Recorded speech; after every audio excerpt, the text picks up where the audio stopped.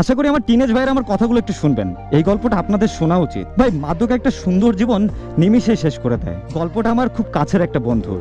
আমরা ক্লাস 10-এ পড়ি, ছোট থেকেই একসাথে বড় হয়েছি। ও খুব ভালো একটা ছেলে ছিল, আর পড়ালেখাতেও অনেক ভালো ছিল। আমরা সবসময় একসাথে চলাফেরা করতাম।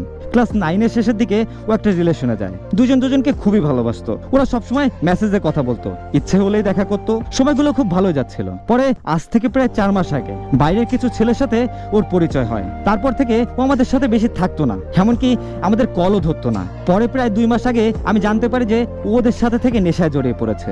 পরে আমি একদিন ওরে অনেক বোঝাই, তখন সে আমাকে বলল মজা করে নাকি খাইছে। আমি ওরে বললাম এটাতে আসক্ত হয়ে গেলে আর ফিরে আসতে পারবি না। ও ওই দিন বলে আজ থেকে আর এসব করবো না, আর ওই ছেলেদের সাথেও আর যাব না। কিন্তু তারপর থেকে ভাই ও আমার কলও ধরে না, আমার সাথে দেখাও করে না। আমরা একই এলাকার হওয়ার পরেও ওকে কাছে পাই না। ওর বাসায় গেলে দেখতাম ও বাড়িতে নাই। তার 1 মাস আগে থেকে ও রাতেও বাড়িতে ফেরে না।